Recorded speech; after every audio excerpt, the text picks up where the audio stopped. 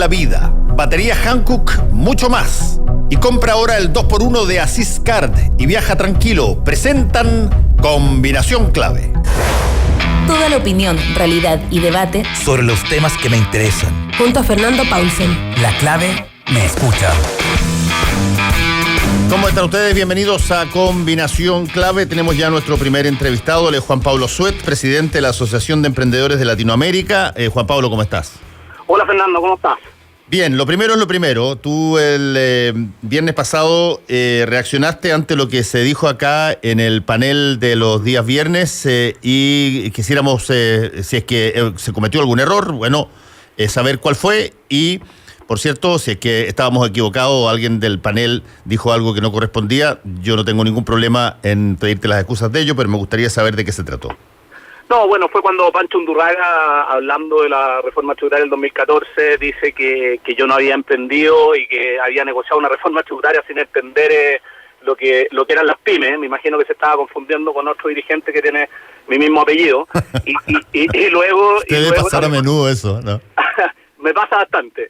Y ahí me imagino que tú también te confundiste y dije, bueno, si le tocó heredar, y la verdad es que, ahí yo te puse en Twitter sí. Y la verdad es que me siento súper orgulloso. Mi viejo murió quebrado, el ejemplo que me dio de emprendimiento fue increíble, lo único que heredé él fue educación y la verdad es que siempre lo voy a decir porque para mí es un orgullo haber tenido a mi viejo como lo tuve, pero que se digan o que se malentiendan ciertas cosas.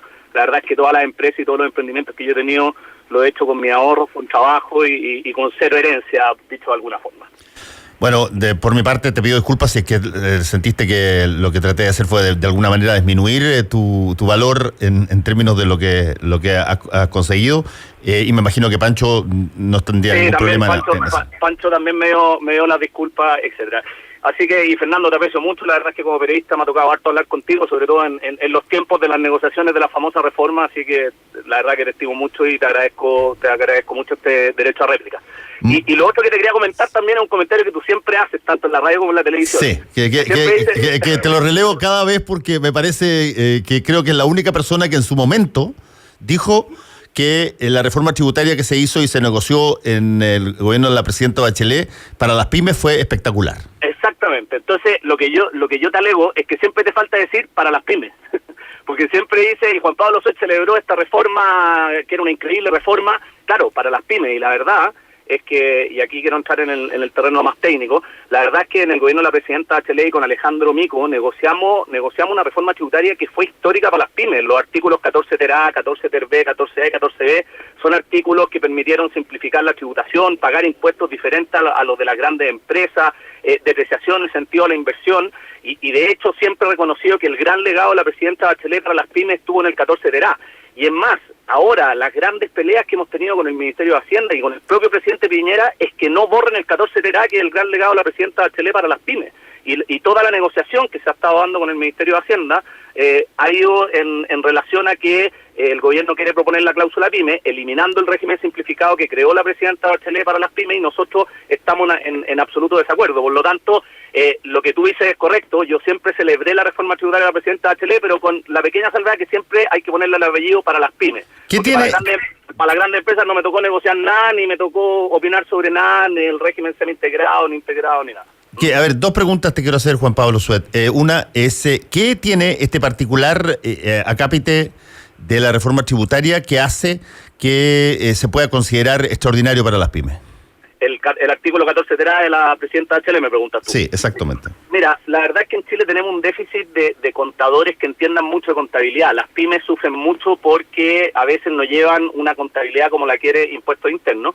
Y ese régimen simplificado corregía grandes inequidades que existían en el sistema tributario, y era que, por ejemplo, una pyme que tenía que pagar 17% de impuestos, porque todos entienden que el sistema tributario es un sistema progresivo donde uno paga de acuerdo a lo que va ganando. Esa pyme que tenía que pagar 17% de impuestos, por ejemplo, tenía que pagar a final de año o ir pagando todos los meses un 25% de impuestos, y después al año siguiente tenía que pedirle al Estado que le devolviera impuestos que había sobrepagado, porque le correspondía un 17 o un 10 o un 11 o un 12%. En promedio las pymes en Chile pagan un 18% de impuestos. Y el régimen simplificado lo que permitió fue primero llevar una contabilidad mucho más simplificada, no la que tiene que llevar las grandes empresas o los grandes bancos, donde la persona tributada por sus ingresos y por su egreso, la contabilidad simplificada, un régimen simplificado te permite lo que tú facturas menos lo que tú compras, y tú al final tributas como persona y no como empresa, y con el sistema del global complementario al final terminas cayendo en la tasa que te corresponde y no terminas pagando más impuestos del que debiera pagar una pyme. Eso más varios temas más técnicos que conseguimos en el 14 TRA con Alejandro Mico y con la presidenta Bachelet, que hoy día el gobierno está llevando una cláusula pyme donde nos están quitando esos beneficios. Beneficios también, por ejemplo, de incentivo a la digitalización de las pymes, donde por contratar servicios como Amazon Web Service o Google afuera, hoy día hay que pagar un 35% de impuestos. Corregimos ciertos artículos donde las pymes pueden descontar esos impuestos de gastos que antes no se podía. Por lo tanto, estamos hablando de que efectivamente el año 2014 se hizo un trabajo súper potente con Alejandro Mico, con el gobierno de la presidenta Bachelet, y realmente fue una reforma histórica para las pymes porque se consiguieron cosas que no habían existido en los 100 años anteriores en materia tributaria. ¿Y qué tanto, Juan Pablo Suete, de lo que hoy día está discutiéndose, incluso lo que el presidente ha planteado, tú lo dijiste, atenta contra esos beneficios que se obtuvieron para las pymes?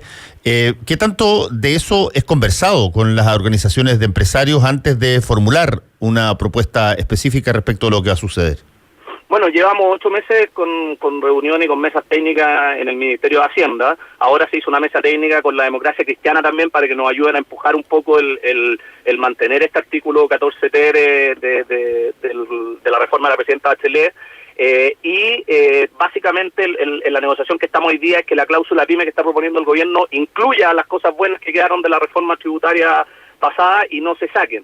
Y el otro gran tema es que hoy día se está proponiendo de que las pymes sean consideradas hasta 50.000 UF de ventas, cuando la ley define las empresas de menor tamaño hasta 100.000 UF. Por lo tanto, ese tramo de 50 a 100.000 UF está en materia de negociación. Para que tú te hagas una idea, tanto que nos gusta compararnos con la OCDE, una pyme a nivel de OCDE es de 1 millón de UF, y acá en Chile estamos hablando de 100.000 UF. Por lo tanto, nosotros todo lo que tratamos de pelear acá en una economía muy concentrada, donde, bueno, se sabe en el fondo los grandes grupos económicos, los pocos grandes grupos económicos concentran el 86% del PIB, las pymes nos repartimos el 14% o generamos el 14% del PIB. Por lo tanto, todo lo que sea potenciar a las pymes, darle mayor fuerza, darle un mayor apoyo al momento que están partiendo, va en contra de la concentración económica, que me imagino que es algo que todos queremos pelear, y transversalmente a nivel político también. Durante mucho tiempo, Juan Pablo, se señaló casi un mantra, así como que las pymes daban un porcentaje altísimo del empleo en Chile. Después hubo personas, economistas incluso, que desmintieron de que eso fuera tan taxativo, que en realidad las medianas y sobre todo las grandes empresas también daban y generaban un total de empleo, pero yo me acuerdo, durante bastante tiempo quedó establecido, anclado, una asociación entre las pymes y un número muy alto de empleos que se entregaban. ¿Cuál es la realidad de lo que sucede en términos de la pyme hoy relacionado con el empleo? Mira, hay un dato que suma 2 más 2 es 4 y no se puede discutir. De los trabajadores con contrato de trabajo, el 50% trabaja por una pyme y el 50% trabaja para una gran empresa, ¿vale? Pero a ese 50% de trabajadores que trabajan en una pyme le tienes que sumar los trabajadores por cuenta propia, que ahí caen los emprendedores. Por eso se habla de que hoy día las pymes generan un 70% de puestos de trabajo, un 50% de los trabajadores con contrato laboral, más los trabajadores por cuenta propia que entran dentro de la encuesta de empresas de menor tamaño que hace el Ministerio de Economía, dentro de ese 1.700.000 emprendedores que son trabajadores por cuenta propia y que no están contabilizados como trabajadores con contrato laboral, que es el dato que entregan la AFP y la AFC. Mira, ayer me tocó entrevistar en CNN a Thomas Friedman, que es un periodista galardonado en Estados Unidos 3 veces con el Pulitzer Prize, columnista del New York Times, el tipo que escribió este libro El mundo es plano, y ahora saca uno nuevo que se llama Gracias por llegar tarde. Y él plantea ahí, en ese libro, que la forma de adaptarse a los cambios gigantescos que se vienen encima es estar permanentemente aprendiendo de nuevo, no darse por terminado su ciclo de aprendizaje de todos los trabajadores, incluyendo los empresarios. Y eso me lleva al tema de la capacitación, que por lo menos aquí en ese mismo panel que fue el que conversó el problema que tuvimos al principio, Está Roberto Fantuzzi, que todo el tiempo plantea que hay una situación extraordinariamente difícil en términos de las pymes para poder capacitarse y recapacitarse y estar constantemente haciendo upgrades del conocimiento que se tiene para poder enfrentar las realidades del mundo nuevo que se viene encima. ¿Qué tanto de esa capacitación ocurre y efectivamente se necesita que ocurra más? Bueno, es un hecho que la capacitación es aprovechada más por las grandes empresas que por las pymes. Y esto porque al final, como dice el dicho en Chile, el circo pobre, el emprendedor pyme tiene que andar cobrando facturas que no le pagan a tiempo, que ahora se corrige en parte con la ley de pago a 30 días. El emprendedor pyme tiene que hacer la caja para poder pagar sueldo, por lo tanto, si anda preocupado del tema de cómo capacitarse él y cómo capacitar a sus trabajadores, la verdad es que no está dentro de la primera lista de prioridades, porque la primera lista de prioridades de muchas pymes es sobrevivir. Y sobre tu entrevistado ayer, que también me ha tocado leer algunas cosas de él, o sea, estoy en absoluto acuerdo en términos de que como están las cosas hoy en día y como está cambiando todo, la verdad es que la amenaza que incluso para las grandes empresas de terminar desapareciendo modelos de negocio y de no adaptarse es enorme. En Chile tampoco nos hemos hecho la pregunta de cómo nos vamos a adaptar al cambio, tanto las pymes como las grandes empresas, a que seguimos comprando servicios en el extranjero, llámese Netflix, llámese Amazon, llámese Google, donde vamos a terminar consumiendo en empresas internacionales y no consumiendo en empresas chilenas. Por lo tanto, la verdad es que la capacidad de adaptarse al cambio, efectivamente, las pymes vamos varios kilómetros más atrás que las grandes empresas, pero creo que es un problema país más que un problema sectorizado entre chicos o grandes. Sí, ahí hay temas bien interesantes que me gustaría saber tu opinión, Juan Pablo Suet, que tienen que ver, por ejemplo, con todo el nuevo mundo de las aplicaciones asociadas a servicio. Y sobre todo, una pregunta que me imagino salta en cada reunión para tratar esta materia, es que esas tienen unas ventajas de servicio extraordinarias, son rápidas, son una serie de cosas mucho más activas que las que probablemente habían, pero al mismo tiempo la persona que trabaja en aquello rara vez tiene contratos de trabajo completo, menos situación previsional. ¿Eso cómo se está abordando? Yo creo que eso es uno de los desafíos que tenemos como sociedad. Efectivamente, acá hay que cuidar que los trabajadores no pierdan sus derechos, que no haya trabajo precario en esto, pero también hay que adaptarnos a que esta es la nueva forma de trabajar, porque hoy día tú le preguntas a una persona a lo mejor que hace Uber o hace algún delivery, etcétera, ese trabajo que independiente que hay que cuidarlo y obviamente la empresa tiene que hacer una accountability de los derechos de que tiene cada uno de esos trabajadores, también ese trabajo le permite cierta flexibilidad a las personas. A lo mejor hay gente que no quiere trabajar en un horario de 9 a 6 de la tarde, es una generación que también tenemos que entender que quiere a lo mejor cierto nivel de flexibilidad al momento de trabajar. Yo siempre cuento el dato de, según la OIT, que entre el año 1900 y 1970 el promedio de empleadores por trabajador era 3. O sea, las personas no se cambiaban de trabajo y era el cuento de hacer carrera en la empresa y tú entrabas a una empresa y te morías en esa empresa. Y hoy en día se proyecta que para los próximos 50 años las personas van a tener al menos 25 a 30 empleadores durante su vida. Por lo tanto, también esa flexibilidad de poder cambiarse de empleo, de trabajar a lo mejor en 2 o en 3 cosas al mismo tiempo, es algo que tenemos que hacernos cargo, insisto, siempre protegiendo obviamente los derechos de los trabajadores y que no caigamos en temas de trabajo precario. En el futuro el tema de la inteligencia artificial, el tema de desarrollo de algoritmos, el tema de la automatización, que está reemplazando muchos puestos de trabajo hoy en día, va a desafiar a la economía a que genere estos puestos y probablemente a lo mejor ya no vamos a generar los trabajos de trabajar en un banco, en una empresa de retail, en horario de 9 a 6, sino que a lo mejor la nueva forma de trabajar va a ser mucho más flexible, trabajando 3 horas en la mañana, 4 horas en la tarde, etcétera, y eso es lo que va a terminar demandando tanto las generaciones nuevas que vienen y la economía se va a tener que adaptar a esa demanda. Estamos conversando con el empresario Juan Pablo Suet. Juan Pablo, esta de alguna manera forma de ver lo que se viene en el futuro, que es una manera que algunas lo ven como una amenaza, tanto desde el punto de vista de los flujos migratorios como el término de los grandes acuerdos multilaterales, la velocidad, lo que funciona, la tecnología, 3 variables que ocurren simultáneamente. ¿Qué tanto qué tanto hace difícil la interlocución con las personas que tienen la capacidad de presentar proyectos de ley, políticas públicas respecto de la economía, y particularmente la economía de las empresas o los emprendedores menos protegidos en términos financieros, ¿qué tanto les cuesta llegar a ser parte de las nuevas políticas públicas, conversar con el Estado al respecto, entendiendo de que muchas de estas cosas se parece que fueran problemas macro, muy grandes, gigantescos, que solo hay que tratarlos entre países o entre grandes empresarios? Yo creo que ahí hay varias preguntas en uno. Primero, yo soy un fanático de la inmigración. Creo que los inmigrantes en este país han venido a aportar de manera notable, y mientras más vengan creo que es mejor.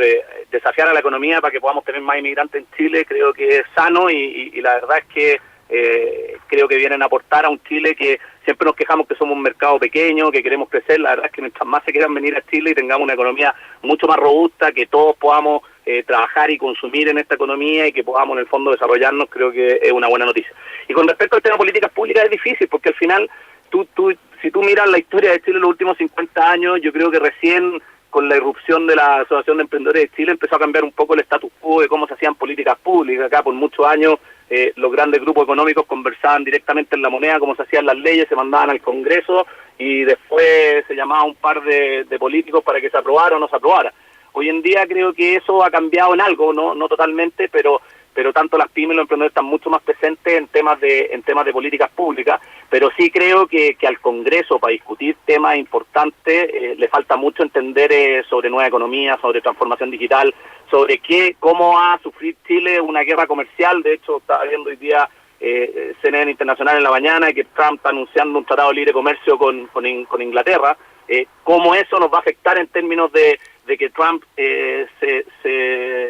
la verdad es que no sé cuál es la palabra, pero teniendo un tratado de libre comercio con México le sube los aranceles. Por lo tanto estamos en un mundo donde efectivamente yo creo que hay que hacer un gran acuerdo país de ver, bueno, a lo mejor nos vamos a quedar peleando en el terreno de los chicos, en las reformas pequeñas, y no nos estamos dando cuenta que arriba las peleas de perros grandes nos van a terminar afectando, y al final no vamos a tener ni pymes ni grandes empresas, y una economía que va a ser compradora de servicios a estos grandes conglomerados económicos.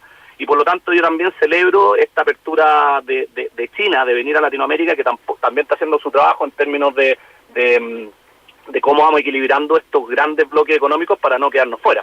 Así que, bien, efectivamente lo que tú dices, no lo veo en la agenda política, no lo veo como algo que realmente esté preocupando a las autoridades, y es algo que realmente nos debiera preocupar de manera importante. A ver, Juan Pablo Suet, tú mencionaste ahí el caso de China, y aquí han habido un par de personas que han preguntado. Miguel Pérez Daza, que siempre colabora con preguntas, ha preguntado, dice, por ejemplo, en el tema chino, que es un tema esencial, el presidente Piñera dijo una frase bien polémica cuando estuvo en su viaje en China, de que cada país tenía la organización política o se daba el gobierno que quisiera, como justificando el que uno pudiera tener una relación con un país que se declara comunista y que además es para todas las consideraciones de gobierno una dictadura, pero es la maquila de buena parte de la producción del país, que ha empezado a exteriorizar los servicios de producción,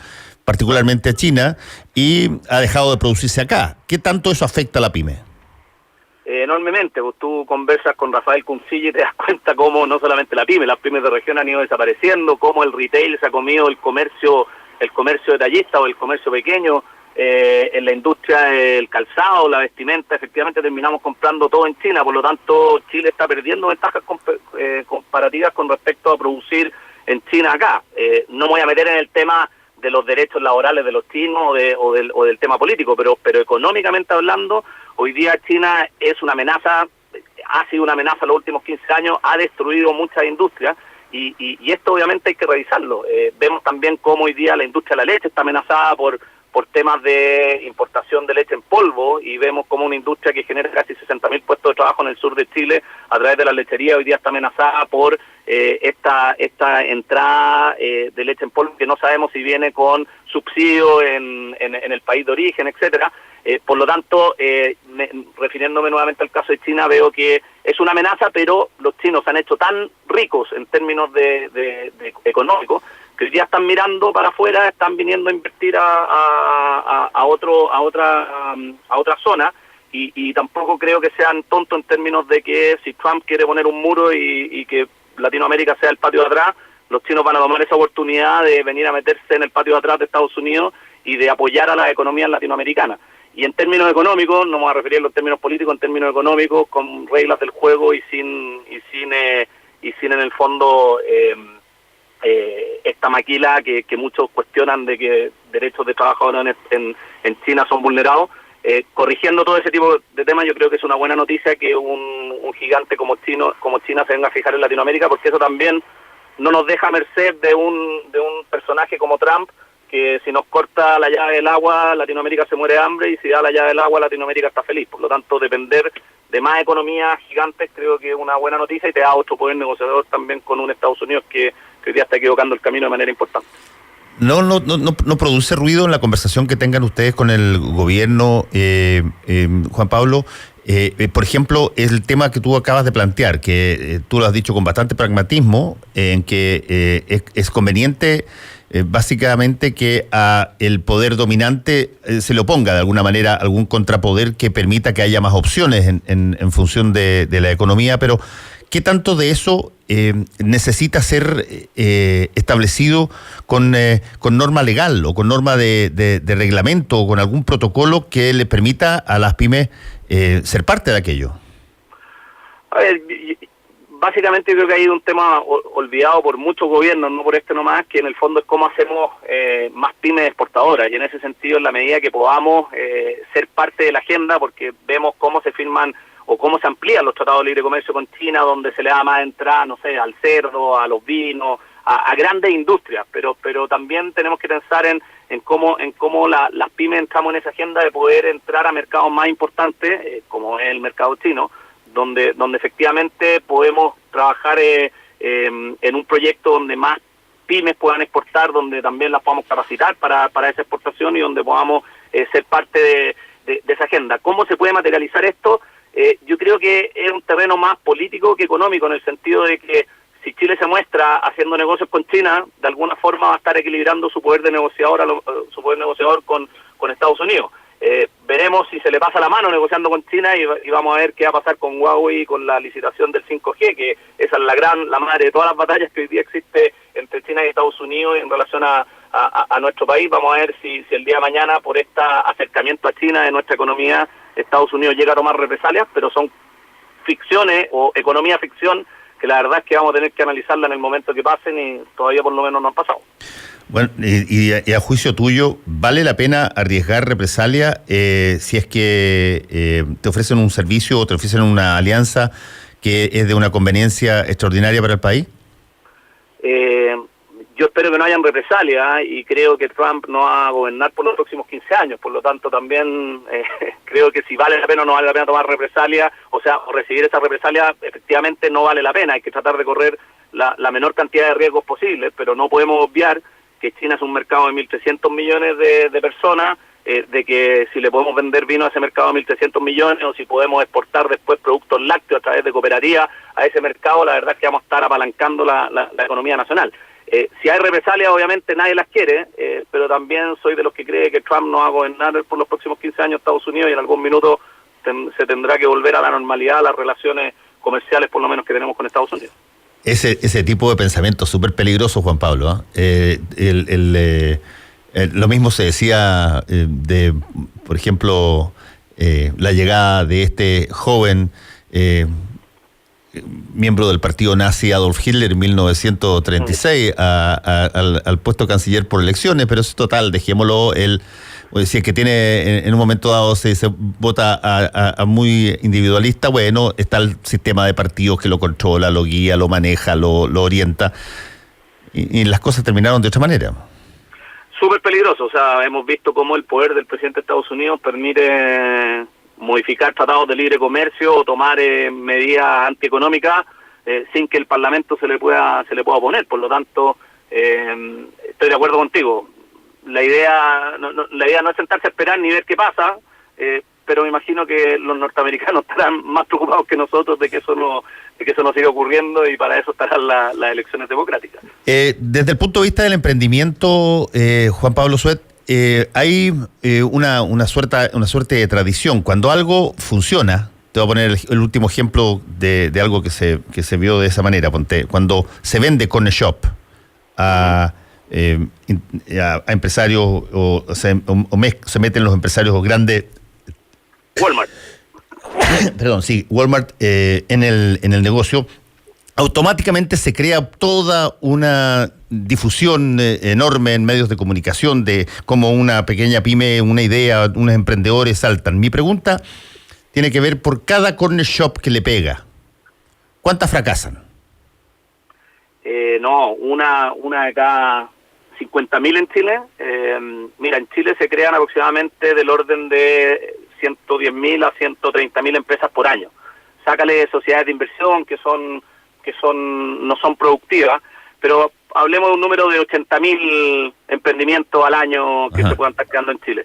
Al menos se estima de que entre 65 y 70.000 de esos emprendimientos va a terminar muriendo al cabo de 3 años. Por lo tanto, la tasa de éxito de partida en los emprendimientos no supera el 10-15% en el mediano plazo. Y de esos emprendimientos, los que logran pasar de pequeña a mediana, de mediana a grande y de gran a mega empresa, como lo hizo Corner Shop, la verdad es que tenemos que remontarnos a quienes han hecho grandes proyectos en términos de emprendimiento. Fernando Fitzman con Crystal Lagoons, Jorge Nasser con Alto, que hoy día está en Estados Unidos tratando de entrar al mercado norteamericano. Alto, esta empresa que busca trabajar contra el robo hormiga.